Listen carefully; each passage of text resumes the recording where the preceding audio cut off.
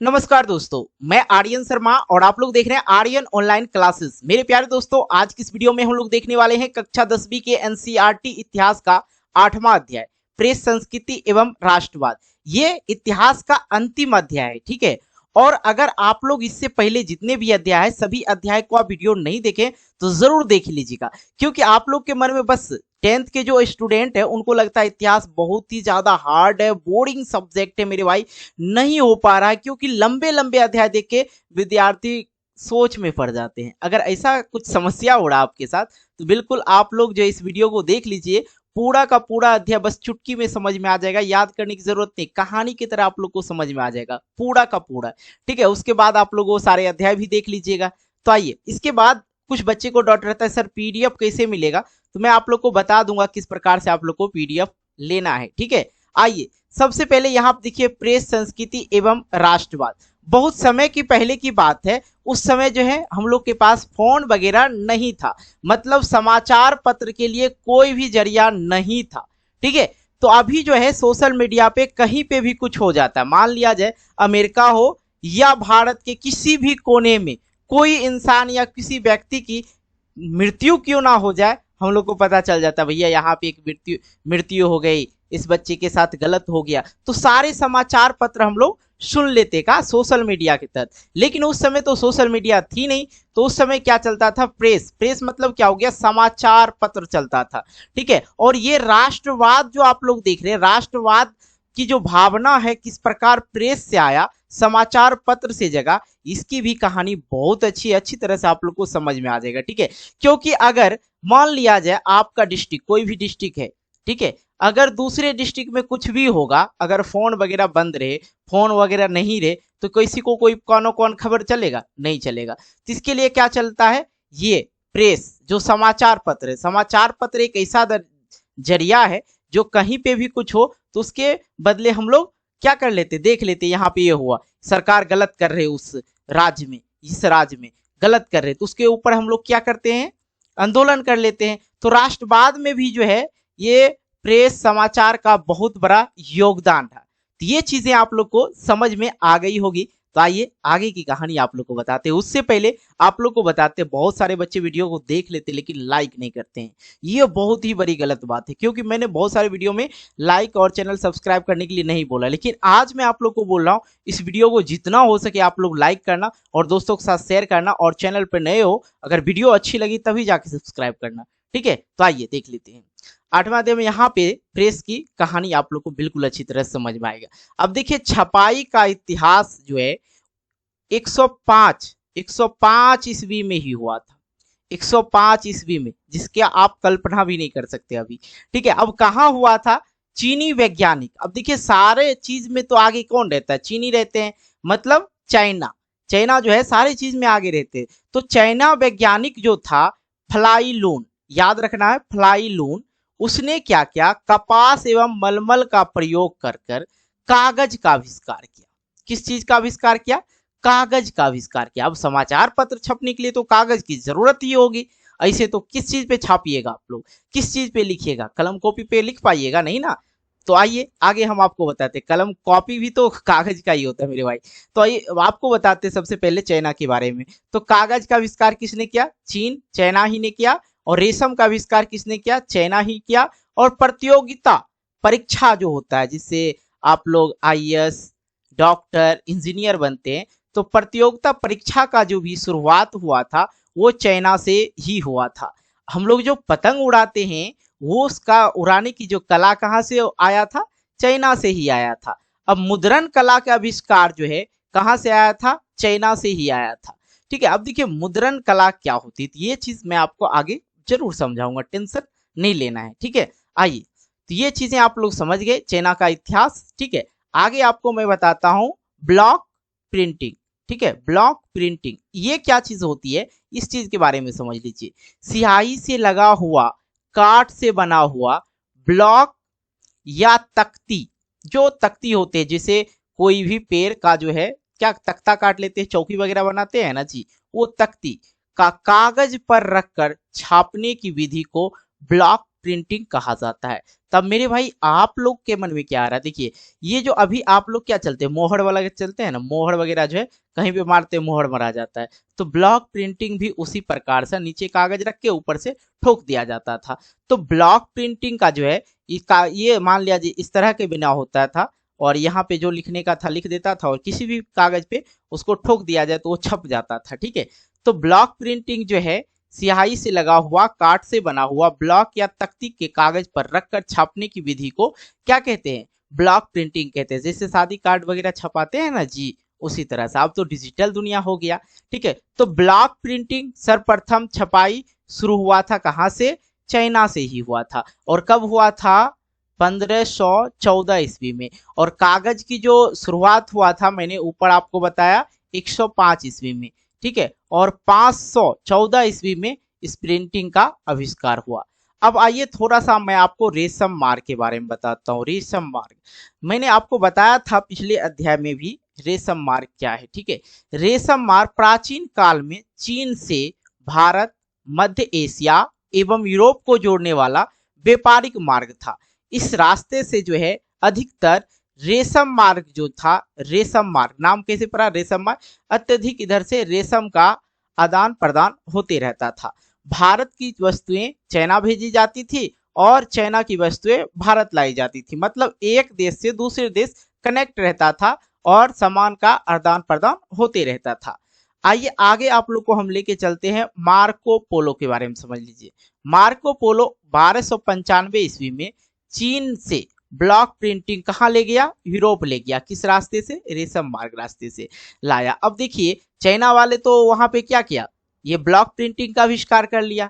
ठीक है, और ब्लॉक प्रिंटिंग का आविष्कार कर लिया कहाँ शुरू हो गया था, चीन में 1514 ईस्वी में। अब 1295 ईस्वी में भैया मार्को पोलो जो थे वो चीन से ब्लॉक प्रिंटिंग को कहाँ ले गया, यूरोप में लाया। अब देखिए यूरोप में जब लाया तो धीरे धीरे धीरे करके सभी देश में फैलेगा। ठीक है, तब देखिए यूरोप में कागज बनने की शुरुआत 11वीं शताब्दी से हुआ। ठीक है, तो यूरोप में पेपर मिल की शुरुआत जर्मनी, जो यूरोप जो है एक महादेश है और उसके अंतर्गत कौन सा देश आता है, जर्मनी आता है। और जर्मनी में जो है 1336 ईस्वी में शुरू हो गया था पेपर मिल की शुरुआत, वहां पे पेपर बनना स्टार्ट हो गया था। अब देखिए भाई उसके बाद जो आता है गुटेनबर्ग आ जाता है। अब देखिए गुटेनबर्ग क्या है, बिल्कुल अच्छी तरह से समझिए। ये एक व्यक्ति का नाम था गुटेनबर्ग। ठीक है, और गुटेनबर्ग का जन्म जर्मनी के मेजनगर में हुआ था, जर्मनी के मेजनगर में। और जर्मनी कहाँ पड़ता है आपका, यूरोप महादेश के अंतर्गत आता है। ठीक है, और ये जो था गुटेनबर्ग ये किस परिवार से था, किसान परिवार में हुआ था। जमीन जगह उनके पास था ही, ऐसा नहीं था। तो किसान के पास जमीन तो होता ही है। और इनके यहाँ जैतून से तेल निकालने वाला मशीन था। इनके पास जो क्या था, जैतून से तेल निकालने, जैसे हम लोग सरसों वगैरह पेराते हैं तो तेल निकलता, तो जैतून से तेल निकालने वाला मशीन से ये लोग जो थे, कौन, गुटेनबर्ग, ये परिचित थे। ठीक है, इसलिए इसको मशीन का जो ज्ञान था बहुत अच्छी तरह से था, इसको मशीन का ज्ञान अच्छी तरह से था। तो इसलिए यह अपना ज्ञान एवं अनुभव से क्या क्या सीसा, टीन एवं बिस्मत, ये जो है धातु है, सीसा, टीन एवं बिस्मत का प्रयोग कर इसने क्या प्रिंटिंग प्रेस का आविष्कार कर दिया। ये लड़का, क्योंकि इनके यहाँ जैतून से तेल निकालने वाला मशीन था और ये मशीन से पहले से परिचित था, थोड़ा मोड़ा दिमाग लगाया उसने और क्या क्या प्रिंटिंग प्रेस का आविष्कार कर दिया। अब देखिए प्रिंटिंग प्रेस का आविष्कार कर दिया और उसने क्या किया, जो पहले वहां पे क्या अंग्रेज वगैरह का जो शासन था उसने क्या किया, वहां के जो यूरोपीय वासी थे, याद रखिएगा यूरोप के जो वासी थे, यूरोप के वासी को बहुत ज्यादा सताते थे पादरी लोग। पादरी लोग जो थे वो बाइबल पढ़ते थे और बाइबल में जो चीज नहीं भी लिखा हुआ होता था वो चीज वो बताते थे, ऐसे करो वैसे करो। अब मान लिया जाए किसी को माथा दर्द कर रहा है तो पादरी लोग आते थे, बोलते थे 500 रुपया दोगे तो हम झाड़ देंगे तो तुम ठीक हो जाओगे। ऐसा कुछ बाइबल वगैरह में नहीं लिखा था, बाइबल ईसाई धर्म के लिए होता है। तो प्रिंटिंग प्रेस द्वारा उसने क्या किया, पहला पुस्तक छाप दिया बाइबल, उसने बाइबल छाप दिया और लोगों को बाइबल की जानकारी होने लगा धीरे धीरे। अब आते हैं नेक्स्ट जो है मार्टिन लूथर। अब एक होता मार्टिन लूथर किंग, लेकिन मार्टिन लूथर आप लोग को समझना है, मार्टिन लूथर किंग नहीं समझना है। तो मुद्रण ईश्वर का दिया हुआ, उसने क्या किया, मुद्रण ईश्वर का दिया हुआ महानतम देन है और एवं सबसे बड़ा तोहफा है। ठीक है, अब देखिए इसने जो पुस्तक छापा था उसके बाद ये मार्टिन लूथर लिख के सभी जगह जो है पादरी के अगल बगल आजू बाजू सब जगह इसने क्या क्या चिपका दिया, मुद्रण ईश्वर का दिया हुआ महानतम देन है एवं सबसे बड़ा क्या है, तोहफा है। तो पादरी जो है सभी को झूठ बोलकर सताता था। तो इसी चीन को साबित करने के लिए, मार्टिन लूथर ने पादरी धर्म का क्या किया, विरोध कर दिया। ठीक है, ये मार्टिन लूथर। उसके बाद जब विरोध होना स्टार्ट हो गया, लोगों को जानकारी होना स्टार्ट हो गया, तो उसके बाद इक्विनेशन आता है। और इक्विनेशन क्या है, धर्म विरोधी विचारों को दबाने के लिए पादरी ने इक्विनेशन का प्रयोग किया। और इक्विनेशन के तहत क्या है, प्रचारों एवं संपादकों, जो पुस्तक वगैरह छपाई वगैरह स्टार्ट हो गई। तो अब देखिए जो प्रचार करते थे और ये पादरी लोग का विरोध करते थे, धर्म विरोधी को दबाने के लिए पादरी इक्विनेशन का प्रयोग करता है। और उसके तहत क्या होता है, प्रचार जो करता है और संपादकों जो किताब वगैरह छापते हैं एवं पुस्तक विक्रेता पर रोक लगाई इक्विनेशन के तहत। अब धीरे धीरे जो है ये प्रिंटिंग प्रेस बढ़ते बढ़ते कहाँ चला आया, भारत में प्रिंटिंग प्रेस का विकास होता है। तो भारत में जो है सर्वप्रथम प्रिंटिंग प्रेस का जो विकास होता है या स्थापना होता है वो किसके वजह से होता है, पुर्तगाली के वजह से होता है। ये पुर्तगाली जो है पहले भारत में जो सबसे पहले कौन आया था, पुर्तगाली आया था। और पुर्तगाली को ही जाता है क्योंकि पुर्तगाली ही भारत में प्रिंटिंग प्रेस को लाया था। अंग्रेज जो थे, अंग्रेज आधुनिक रूप से 1766 ईस्वी में विलियम बोस्टर ने भारत में स्थापना किया। अंग्रेज आधुनिक रूप से 1776 ईस्वी में विलियम बोस्टर ने भारत में, और जो अंग्रेज था, ठीक है, अब बिल्कुल अच्छी तरह समझिएगा, एक एक पॉइंट को याद रखना है। अंग्रेज आधुनिक रूप से 1766 ईस्वी में किसका, प्रिंटिंग प्रेस को लाया। उसका नाम को क्या था, विलियम बोस्टर। ठीक है, भारत में उसने प्रिंटिंग प्रेस का स्थापना किया। तब आती है बात कि भारत में छपने वाला पहला समाचार पत्र जो था बंगाल गजट था। क्या था, बंगाल गजट। और ये अंग्रेजों के द्वारा छपाई होती थी समाचार पत्र। ठीक है, और उसके बाद भारत के द्वारा पहला समाचार पत्र जो था बंगाल गजट ही था 1816 ईस्वी में। और ये जो कौन छापे थे, गंगाधर भट्टाचार्य। ठीक है, याद रखना है, भारत के द्वारा पहला समाचार पत्र कौन सा, बंगाल गजट 1816 ईस्वी में। और किसके द्वारा, गंगाधर भट्टाचार्य के द्वारा। अब देखिए भैया, अंग्रेज द्वारा छपने वाला कुछ समाचार पत्र था। तो ये जो था अंग्रेज के द्वारा, तो अंग्रेज अपने धर्म, अपने राजनीति के बारे में छापता था, सही सही बात छापता था कि हमारा धर्म ऐसा है, हमारे अनुसार चलो, ये वो छापते रहता था। तो उसने अंग्रेज के द्वारा जो छापा हुआ था कुछ पुस्तक, जो समाचार पत्र था उसको मैं बता रहा हूँ। Times of India, English man, statesman, Pioneer. ये पायनियर जो था बहुत ही ज्यादा खत्म था, मतलब हिंदुस्तान के बारे में जो है ये गलत छापता था और अंग्रेज के बारे में सही छापता था। और सिविल एंड मिलिट्री गजट, ये सारे जो थे अंग्रेज के द्वारा समाचार पत्र छपती थी। अब आता है कि भारत द्वारा छपने वाला समाचार पत्र। ठीक है, तो भारत द्वारा जो छपता था ये राजा राम, याद रखिएगा, राजा राम द्वारा 3 पत्रिका चलाया गया। अब पहला जो पत्रिका था संवाद कौमुदी, याद रखना है, राजा राम द्वारा 3 पत्रिका चलाया गया था, संवाद कौमुदी जो बंगाली भाषा में था। उसके बाद आता है मिरातुर अखबार, ठीक है, जो कि फारसी भाषा में थे। उसके बाद तीसरा जो आता है ब्रह्मनिकल मैगनीज, ये अंग्रेजी भाषा में छपते थे। तो ये राजा राम जो थे, राजा राम तीनों भाषा जानते थे, ये तीनों भाषा जानते थे। इसने बंगाली, फारसी और अंग्रेजी में पत्रिका चलाया। और इसमें जो है अंग्रेज के बारे में विरुद्ध भी किया, लेकिन लोकल क्षेत्रीय तो ये था नहीं, क्षेत्रीय भाषा तो था नहीं, तो उतना नहीं समझ पाता था।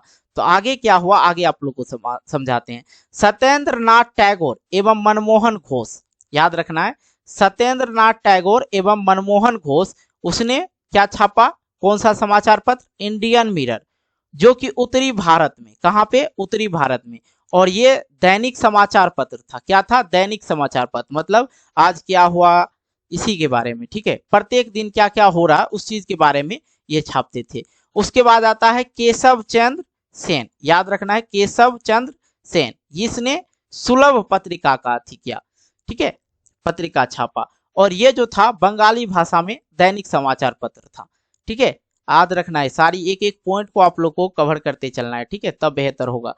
अगला आता है चौथा, बाल गंगाधर तिलक, ये भी छापे थे। पहला जो छापा था ये केसरी, और दूसरा ये केसरी जो छापा था ये मराठी भाषा में था, और तथा मराठा जो छापा था वो इंग्लिश भाषा में था, ठीक है, याद रखना, यहाँ पे भूलना नहीं है, क्योंकि बच्चे गड़बड़ा जाएंगे, सोच लेंगे केसरी इंग्लिश भाषा में और मराठा मराठी भाषा में। ऐसा कुछ नहीं था। केसरी जो पहला उसका था समाचार पत्रिका, वो था केसरी जो मराठा भाषा में, दूसरा उसने मराठा जो इंग्लिश भाषा में। अब देखिए इस चीज पे जो है इसने बाल गंगाधर तिलक अंग्रेजों के बारे में गलत सलत सब सारे बारे में हर चीज छापने लगा, तो अंग्रेज को बहुत ज्यादा गुस्सा आ रहा था। लेकिन आगे और भी समझना आप लोग को, देखिए बहुत सारे पत्रिका छपे। महात्मा गांधी यंग इंडिया समाचार पत्रिका जो है ये बहुत महत्वपूर्ण है, ये पूछा जाएगा महात्मा गांधी के द्वारा कौन सा पत्रिका छपा गया, तो आप लोग कहेंगे यंग इंडिया तथा हरिजन समाचार पत्रिका, ठीक है। उसके बाद मोतीलाल नेहरू, ठीक है, मोतीलाल नेहरू के द्वारा इंडिपेंडेंस समाचार पत्र छापा गया। उसके बाद वारिंद्र घोष के द्वारा युगांतर एवं वंदे मातरम समाचार पत्र का, याद रखना है, समाचार पत्रिका, ठीक है। अब देखिए आठवां जो है हिंदुस्तान टाइम्स का संपादक कौन थे? के.एम. पन्नीकर। उसके बाद आता है नौवां शिवनंदन प्रसाद, जिसका क्या पत्रिका था? आज समाचार पत्रिका था। तो ये चीजें हालांकि आप लोग समझ ही गए होंगे। तो ये चीजें जब छपने लगी मेरे भाई, तो इसमें जो है अंग्रेजों का विरोध होने लगा। अब भैया अंग्रेज का जो विरोध होने लगा ये गलत था, अंग्रेज चाह रहा था हम शासन करें। और जब ये सारी चीजें भाषा, अब भारत के लोग जब छापना स्टार्ट किया समाचार पत्रिका, तो अंग्रेज वाला को लग रहा था कि भैया हमारा तो विरोध कर रहा, और अंग्रेज लोग को सिर्फ इंग्लिश पत्रिका थी वही समझ में आता था, बाकी क्षेत्रीय भाषा तो उसे आता ही नहीं था, हिंदी बोल नहीं पाते थे, हिंदी समझ नहीं पाते थे। तो इंग्लिश वाला पत्रिका वो समझते थे, और हिंदी वाला और जो बाकी जो था बंगाली वगैरह वो समझते नहीं थे।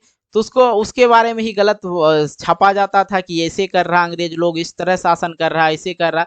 तो सभी को धीरे धीरे जो है समाचार देखना स्टार्ट किया, और सभी जो थे भारत के नागरिक सभी को पता चलने लगा कि भैया अंग्रेज हमारे ऊपर अत्याचार कर रहे हैं, ठीक है, नहीं तो जो करता वही करता धरता वही था अंग्रेज ही, तो उसी के बारे में लोग सही सोचने लगा था।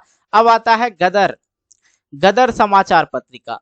तो इसके संपादक जो थे लाला हरदयाल थे, और ये 1913 ईस्वी की कहानी है। गदर समाचार पत्रिका कब छपी थी? 1913 ईस्वी में, और इनके संपादक थे लाला हरदयाल, ठीक है। और ये कहां से? अमेरिका से छापते थे। अब देशों विदेशों की जानकारी होने लगे इंसान को। अब देखिए ये अमेरिका में रहकर भी इसने भारत के बारे में छापना स्टार्ट किया कि भारत पे किस प्रकार का जो है क्या कर रहे हैं, शोषण कर रहे हैं अंग्रेज लोग। अब आता है ईश्वर चंद्र विद्यासागर, ये भी VVI है मेरे दोस्त, याद रखना है। ईश्वर चंद्र विद्यासागर का जो समाचार पत्रिका था सोम प्रकाश, और इसमें ये समाचार पत्रिका में नील खेती, जो मैंने इससे पहले बताया था नील खेती के बारे में, ठीक है। तो नील खेती जो था लोगों से जबरदस्ती अंग्रेजों के द्वारा कराई जाती थी, क्योंकि नील की खेती से अंग्रेजों को बहुत ही ज्यादा प्रॉफिट होता था। तो इसने नील की खेती का विरोध किया था कौन? ईश्वर चंद्र विद्यासागर अपनी सोम प्रकाश समाचार पत्रिका में। और भारत में, और वही पत्रिका में वो क्या करते थे, भारत में राष्ट्रवाद का विकास कर रहा था, राष्ट्रवाद के बारे में वो लोग चर्चा करते थे। तो राष्ट्रवाद किसे कहते हैं मैंने बताया, अपने राष्ट्र के प्रति क्या सद्भावना हो, ठीक है, सुविचार हो, वही तो राष्ट्रवाद हो गया, देशभक्ति हो अपने देश के प्रति। तो ये सारी चीजें थी, ईश्वर चंद्र विद्यासागर। उसके बाद आ जाता है, अब कोई ना कोई तो विरोधी आएगा ही आएगा। अब ये सब चीज जो है अंग्रेज से बर्दाश्त होने नहीं लगा, तो उसने ये वायसराय लॉर्ड लिंटन, याद रखना, वायसराय लॉर्ड लिंटन जो अंग्रेज थे, उसने 1878 ईस्वी में वर्नाकुलर प्रेस एक्ट, अब देखिए वर्नाकुलर प्रेस एक्ट निकाला। अब इसमें क्या था इसको समझना है कि अंग्रेज, अगर ये वीवीआई है, पूछा जाता है, ठीक है, वीवीआई है, बहुत बार पूछा जा चुका है, कब हुआ था, या ऑब्जेक्टिव में पूछ दे या 2 नंबर या में ज्यादातर पूछा जाता है, ठीक है। तो वर्नाकुलर प्रेस एक्ट क्या था कि अंग्रेजों के खिलाफ छपने वाला या राष्ट्रवाद के बारे में बताने वाला, यहाँ पे बदवा लिखा गया, बढ़ावा होना चाहिए, बढ़ावा, ठीक है। तो अंग्रेजों के खिलाफ छपने वाला या राष्ट्रवाद को बढ़ावा देने वाला क्षेत्रीय भाषा के समाचार पर प्रतिबंध लगा दिया। बोला भैया अब हम नहीं सुनेंगे, ये लोग जो है प्रेस में आकर छापना स्टार्ट किया, हम लोग के बारे में गलत छाप रहे थे, ठीक है। तो अंग्रेज लोग सोच रहे थे भैया हमारे बारे में तो गलत छाप रहे थे, लोगों को बहका रहे हैं, ऐसे में लोग जो है जान जाएंगे हम क्या क्या करते हैं, तो बहुत ज्यादा दिक्कत होगी। तो उसने क्या किया, ये वर्नाकुलर एक्ट पारित किया। और वर्नाकुलर एक्ट में जो है क्या क्या चीज थी कि अंग्रेजों के खिलाफ छपने वाला या राष्ट्रवाद को बढ़ावा देने वाला तथा क्षेत्रीय भाषा समाचार पत्र पर उसने प्रतिबंध लगा दिया।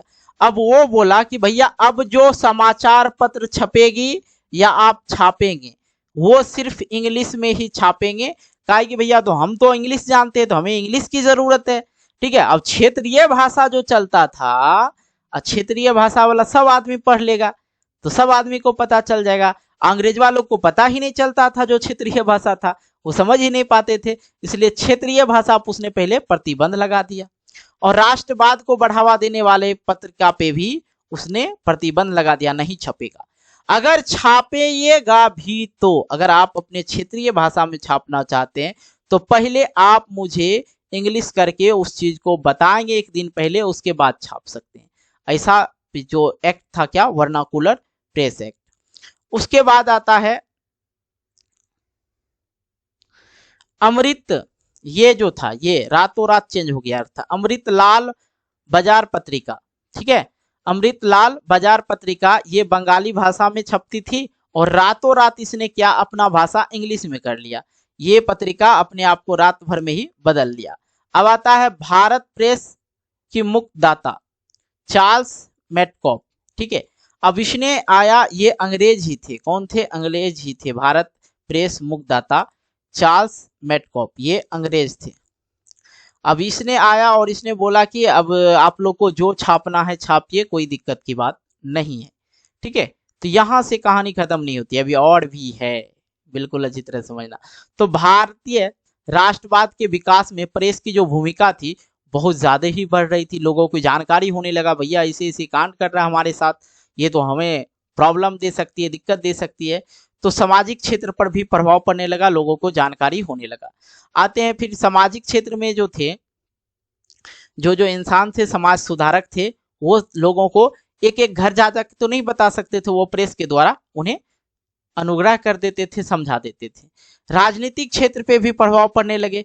भैया राजनीतिक क्षेत्र का एक उदाहरण देते हैं आप लोग को, जैसे अंग्रेज जो था जज था, ठीक है, और अंग्रेज जो था जज था, और ऐसा नहीं था कि इंडियन जज नहीं था, इंडियन भी जज था।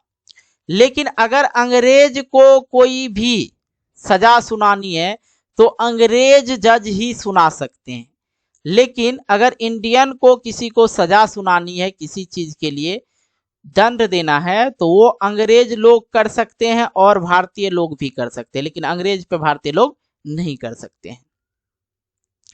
चलिए आगे चीजों को समझते चलेंगे और भी मजा आएगा।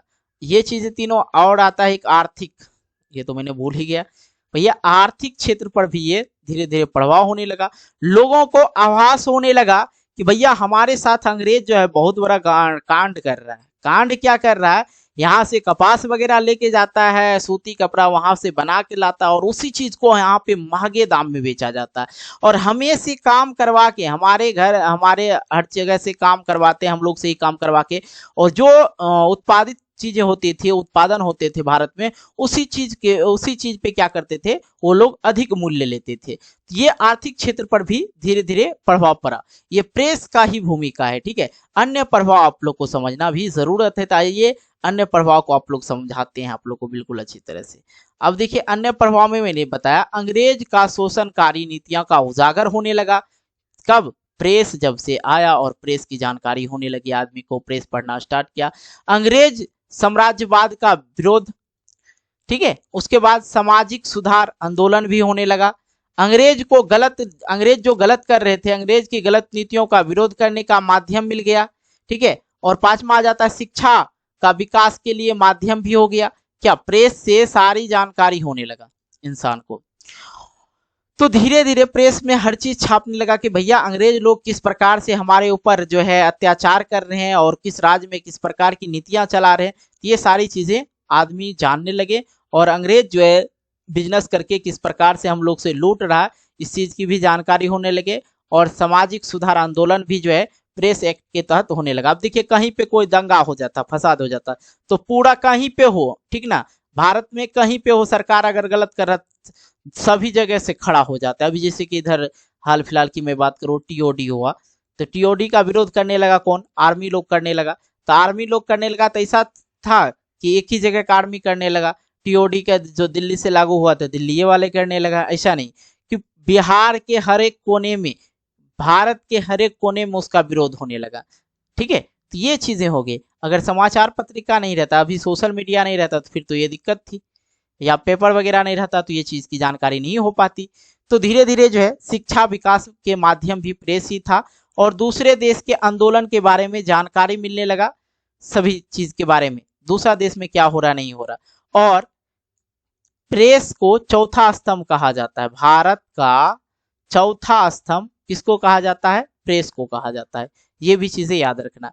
तो आपके जो हालांकि इस अध्याय में जितने भी मेन फैक्ट्स थे और इम्पोर्टेंट चीजें थी, वो सारी चीजें मैं आप लोग को इस अध्याय में कवर करवा दिया, ठीक है। इसका मतलब ये हुआ कि आपका अध्याय जो है खलास हो गया, समाप्त हो गया, ठीक है। अब आते हैं कुछ पीडीएफ नोट्स के बारे में। मैं आप लोग को बता दूं, ये मेरा इंस्टाग्राम आईडी है, ज्यादातर उस पर मैं एक्टिव रहता हूँ। तो इस इंस्टाग्राम आईडी को आप लोग लिख सकते हैं, कुछ नहीं है इसमें, आर्यन ऑनलाइन क्लासेस लिखा हुआ के स्मॉल में लिखा गया है और विदाउट स्पेस है। इसको इस पे जाके मुझे फॉलो कर सकते हैं और बातचीत कर सकते हैं, और पीडीएफ भी आप लोग यहाँ से ले सकते हैं, कहीं कोई दिक्कत नहीं। और दूसरा जो कंडीशन, अगर इंस्टाग्राम नहीं रहे तो टेलीग्राम में भी आप लोग जाके, टेलीग्राम चैनल है आर्यन ऑनलाइन क्लासेस से, वहाँ पे ज्वाइन होके बहुत सारे बच्चे जुड़े हैं 1500-1600, तो वहाँ पे भी जाके आप लोग पीडीएफ का मजा ले सकते हैं। और जितने भी क्लास होते हैं सभी का वीडियो वहाँ पे भी मिल जाएगा। और तीसरा साधन, अगर दोनों चीज नहीं है तो आप लोग फिर व्हाट्सअप कर दीजिएगा, सर मुझे पीडीएफ चाहिए, तो आप लोग को मिल जाएगा, कहीं कोई दिक्कत नहीं। ये सारी चीजें समझानी थी आप लोग को, जो लास्ट में मैंने समझा दिया। और हाँ, सबसे बड़ी बात, आप लोग वीडियो को लाइक नहीं करते, बहुत कम लाइक होता है वीडियो पे, इसलिए वीडियो को जितना हो सके लाइक करना। चैनल पे नए हो तो चैनल को सब्सक्राइब करके नोटिफिकेशन बेल को प्रेस करके ऑल कर लेना, क्योंकि इसके बाद जो है दूसरा जो किताब है आप लोग का सामाजिक विज्ञान में बहुत सारे किताब है, तो सभी किताब को हम लोग इसी प्रकार से हल करते हुए आगे की ओर निकलेंगे। और जो आप लोग का बोर्ड एग्जाम होगा उसमें आप लोग करता छुड़ाइएगा, ये हमारी 101% की गारंटी है, 100% नहीं 101% की गारंटी है। ओके, तो मिलते हैं एक नई वीडियो को लेके, तब तक के लिए बाय बाय, जय हिंद, जय भारत, टेक केयर।